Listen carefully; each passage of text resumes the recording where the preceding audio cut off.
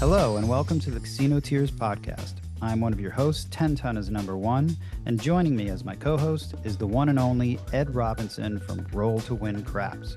If you want more info on our show, please visit our page at casinotears.com. On this week's episode, we discuss the Cromwell session, meeting up with Dice Royalty, Bo the Dice Coach, the new Bridget Vidara, Pappy Van Winkle's amazing shot.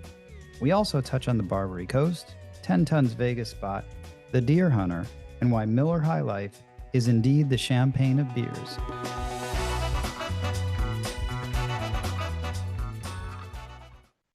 What? Are we live? Ed, we are live, and this is not part of the show. I just have to tell you. Okay, listen. Dude, what do you say we do this? I want to get the stuff that's on my brain out of here while it's fresh. With Cromwell session would be one thing, and then Bellagio, whether we use those for Patreon, who knows? Let's just record it and talking about our sessions, because we're going to do the same thing when you go play, and then... Is my audio okay? Yeah, keep talking, Ed. Test 1, 2, 3. Oh yeah, 1. dude, you sound good, dude. Yeah, your mic is fucking awesome, man. It sounded really good. Like Okay. Listening back, you sounded great. There's so many things to talk about though that I feel like it's all the stuff that I think every craps player will want to know talking to you, because I would ask you the same thing. What was your set? What did you start with? How was your bankroll? What was your strategy? And at each one of those, dude, we could talk for 10 days about. Okay.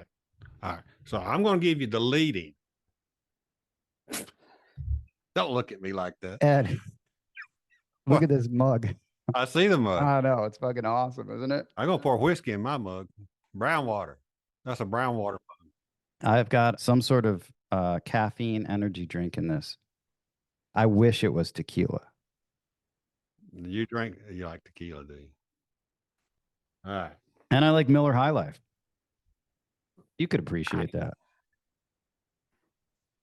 Champagne of beers. Oh, yeah. Listen, Ed, this is the greatest thing about Miller High Life, okay? There's a movie called The Deer Hunter, right? I don't know if you ever saw that. It was about Vietnam War. I've seen it like 4 or 5 times. It's amazing. It's one of my favorite movies, right? But anyway, when he's leading, so Christopher Walken's all drugged up and he's in, he's playing Russian roulette Robert De Niro goes back to Vietnam to find his friend. There's a French guy that is talking to him that's taking him there, and he asked him for champagne, like if he wanted some champagne, and De Niro was like, no. And then he was like, or was it, I'm not sure if it was De Niro Walken, but he was like, you say no to champagne, you say no to life.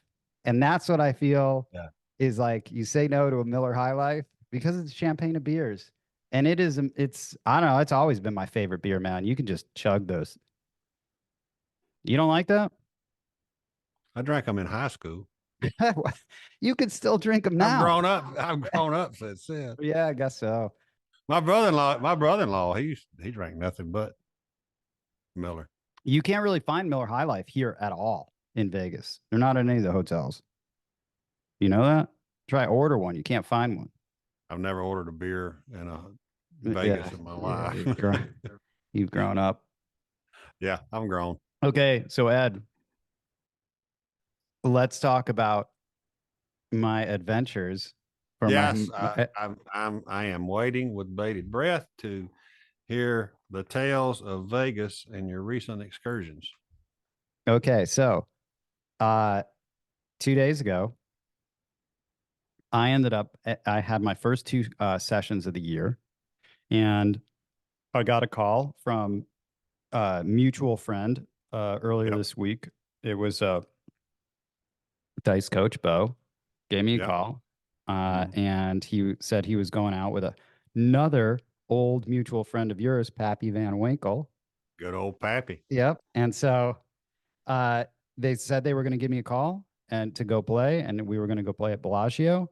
So it happened, and 2 days ago, probably around 4 o'clock, I headed over to Bellagio, and you know what? That's one of the great things about Vegas, man, is that I can just get a call, and then literally like 15 minutes later.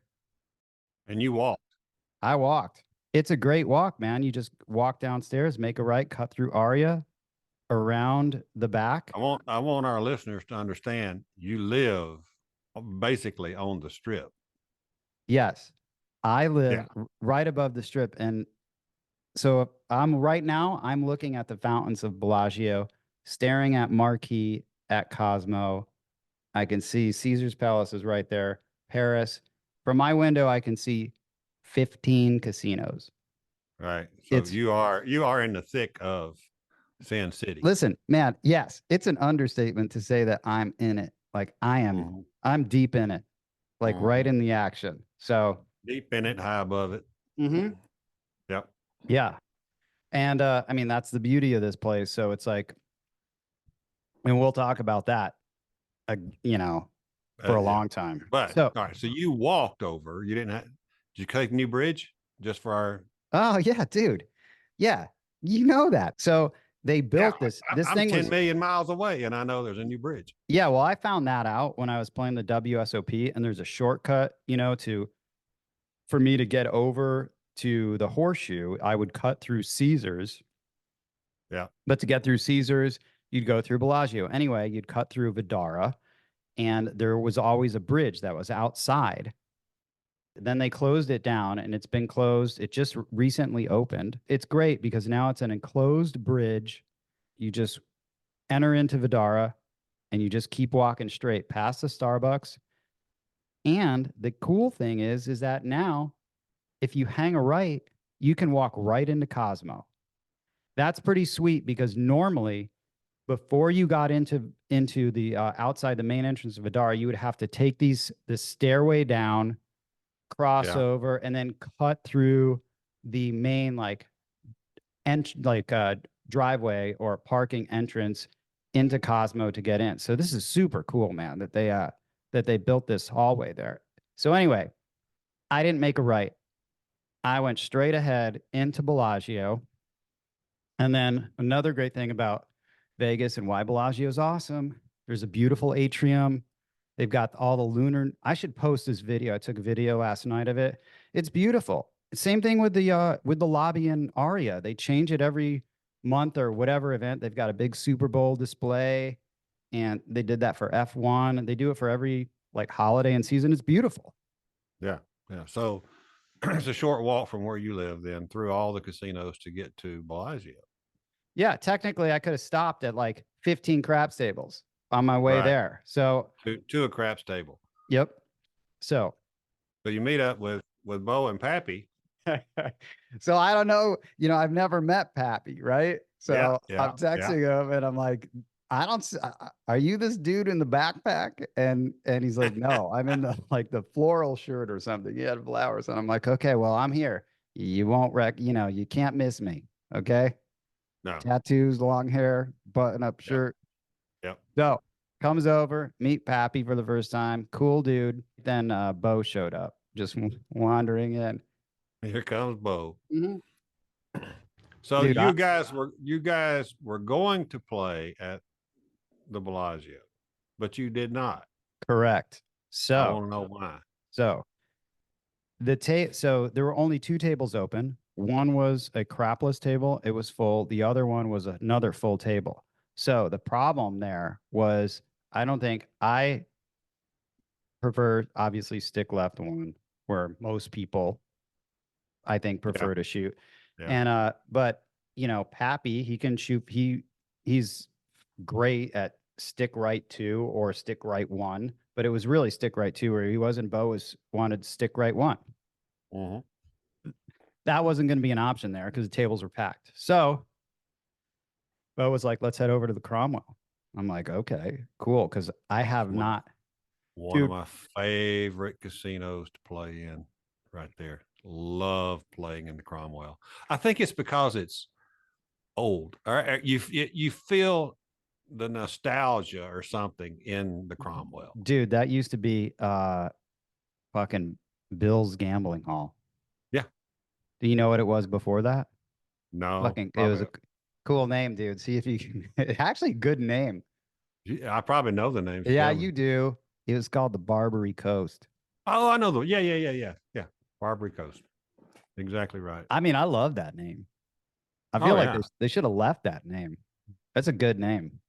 Yeah, but Yeah, it's also isn't that a movie or something too? I don't, yeah, I don't know, I think but there's a I I feel like mean that. there is an actual Barbary coast, right? Yeah, yeah, Yeah, but okay. that name has some bite to it. Like I'm It going to the does. Barbary Coast to play Yeah. craps. You Yeah. know, I I want to stay guess. at the Cromwell. Yeah. So Cromwell, I have actually played super late at night one time. I really don't remember. I mean, I was there maybe for like a half hour max. I mean, this was at like 3 in the morning at one night. At the tables that you enter, there's like the table, two tables are in each different sections. So the tables that we played at were the ones that I never played at. I think those were the ones you played at. All right. So a long time ago, the table that I usually played at was right there by this elevator that went downstairs to the nightclub or upstairs, which there was an elevator. If as you walk in, like if you're walking in from the Flamingo side, Yes, I think that's exactly. I think that's and where. then they moved them all the way to the other end last time I was there, basically towards the hotel front, which is on the back side of the casino. Yeah, no, that's where those are the ones that I had played at. They were like right when you come in from like the side, if you cut through the horseshoe Yeah, across Flamingo, and then all of a sudden you go in like the back way, like to where I played, and I didn't really like it there. But this one, it was a whole new thing. We walk up there, no one's there, and nice. perfect. And Bo's like, well, Bo's great. He's like, you got to ask yourself, why is there no one there? Yeah, Is it a bad, is it, is it a yeah. cool table? So I just go up there. I'm like, is this table horrible? Yeah, how's it going? Did you guys just open? And they're like, yeah, it's pretty good. We just opened. I'm like, sweet. So it was a positive table. Yeah, it was a positive table. All right. As long as the table was feeling nice and positive and warm and fuzzy and all that. That's important. That is so important.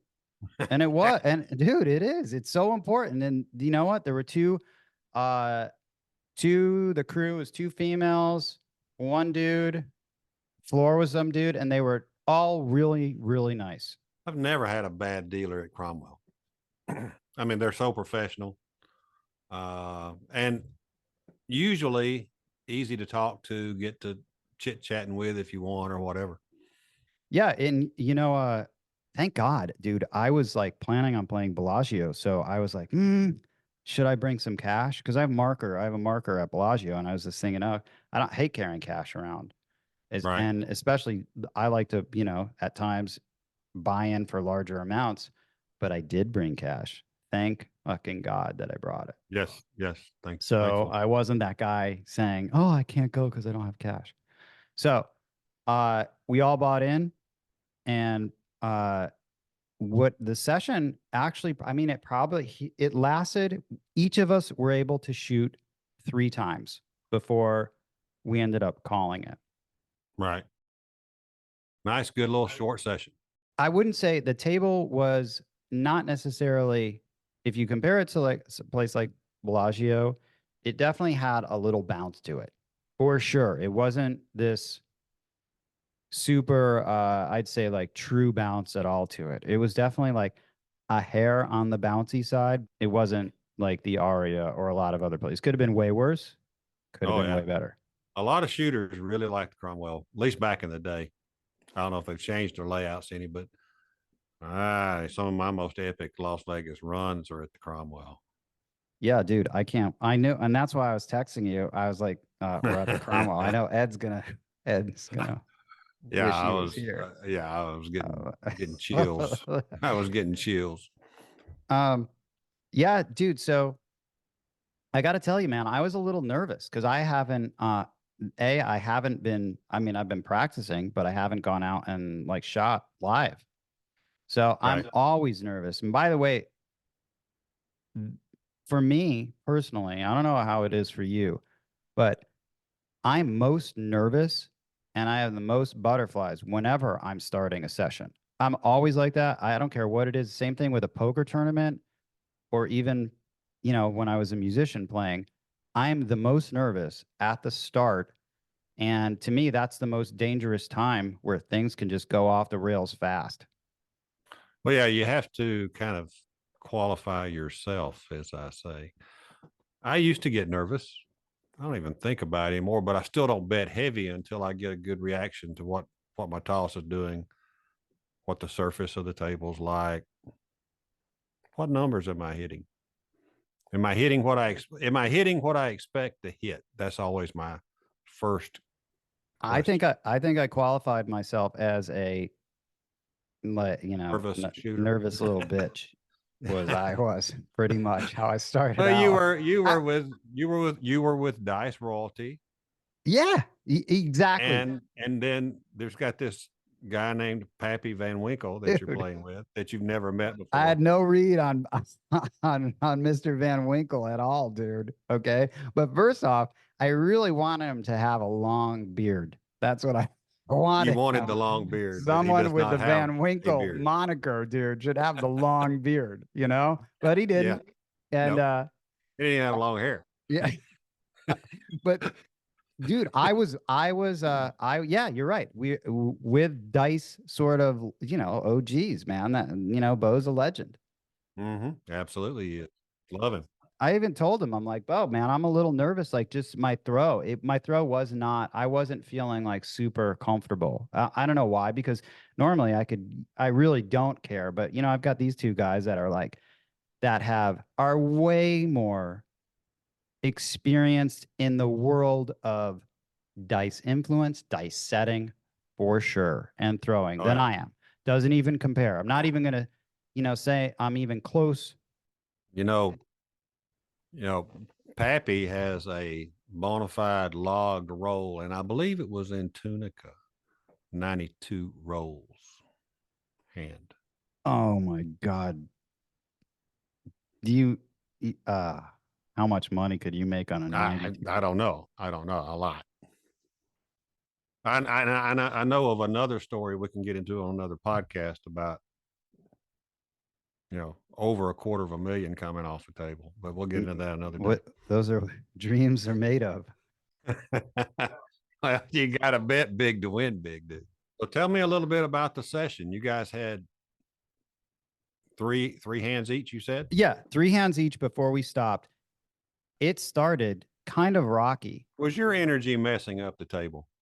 No, my energy was all good and positive. I think, but wasn't playing within myself, like the game that I play normally, which is super dialed in. My first roll was okay. I started with the set that I actually loved that you gave to me, that I ended up falling in love with. We're not going to name that set on the air, are we? I mean, name it? No. Yeah, No. no. Well, we could name it, but I mean, you could come up with a name for it. I do name a lot of my sets, by the way. Oh man, you should be naming all these sets.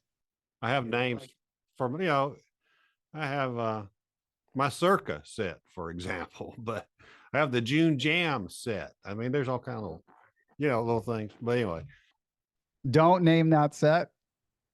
You can name it, just don't give the configuration, because somebody will go try it and lose a bunch of money. And by the way, we're not responsible for your losses after listening to us. You listen, if anyone, no, and if we are not responsible for any of that, because if you're most likely the people that are listening to this are grown ass men, probably over Or the ladies. Let's don't leave the ladies out. True.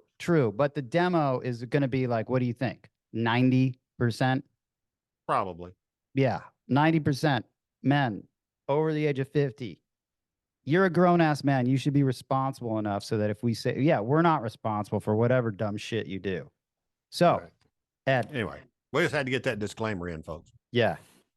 Remember to do that. So, that set I was using, and by the way, some people might not even know what a set is, Ed. We'll figure that out later. All right, okay. Now, the guy next to me, he was like a rhythm roller. Setting his dice, though, with aces on top. Okay. He just had good vibes. He was just getting the dice, throwing them, super positive, super talkative. I had bet the bonus on him. Right. $30 on the bonus. And he was like, oh, I'm going to do that. So he threw $15 up there. This guy proceeded to roll a 35 roller. Oh, And that is what got me up. because you did cash up. You were up, and you were up with a comma. I mean, being up is one thing. Being up with a comma, that's a different thing, right? I bought in for 3,000. That's what I bought in for. Yeah. And I mean, at one point I was up like 2,600. I left with like 1,650 up, which is that's a win. Huge win. Yeah. It's up over Yeah. 50% of my buy-in. You So got a I little mean, spiffy on that last hand, didn't you?